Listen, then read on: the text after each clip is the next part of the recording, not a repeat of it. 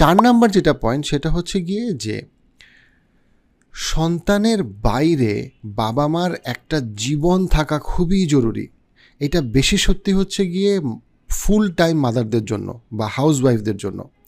অনেক সময় যেটা দেখা যায় সেটা হচ্ছে হাউসওয়াইফদের বা যারা হয়তো 20-25 বছর ধরে হাউসওয়াইফ, তাদের জীবনে সন্তান ছাড়া কিচ্ছু তারা রাখে না, এবং সমাজ বা পরিবারও তাদেরকে উৎসাহ করে যে তোমার জীবনে মাতৃত্ব ছাড়া তোমার আর কোনো রোল নাই। এটা খুবই ক্ষতিকর। কেন? কারণ সন্তান যদি সৎপথেও থাকে, একসময় সন্তান আপনার থেকে দূরে সরে যাবে, বিয়ের পরে কিছুটা হলেও দূরে যাবে, এটাই স্বাভাবিক।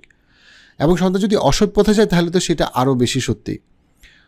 একজন মায়ের সবসময় ক্যারিয়ার করাটা বা একটা কর্পোরেট লাইফ তার জন্য সুইটেবল না, কিন্তু তার ফ্রেন্ড সার্কেল থাকা, তার একটা সোশ্যাল মানে কানেক্টিভিটি থাকা, সে বই লেখক, তার একটা ক্রিয়েটিভ এক্সপ্রেশন থাকা, সেটা যে কোনো রকম ক্রিয়েটিভ এক্সপ্রেশন হোক, এই জিনিসগুলো খুবই জরুরি।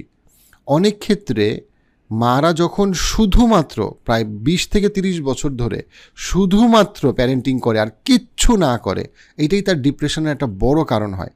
ইভেন অনেক ক্ষেত্রে দেখা যায় মারা বিয়ের পরেও ছেলে মেয়েকে ছাড়তে পারে না, বিয়ের পরেও দেখা যায় তারা তাদের ছেলে মেয়ের সংসারে এমনভাবে ইন্টারফেয়ার করে যেটা আসলে সন্তানের সংসারের জন্য ক্ষতিকর। সো এটা খুবই ইম্পর্টেন্ট যে মাদের, বাবাদেরও সত্যি, মাদের ক্ষেত্রে বেশি সত্যি, যে তাদের প্যারেন্টিংয়ের বাইরেও যেন তাদের একটা লাইফ থাকে।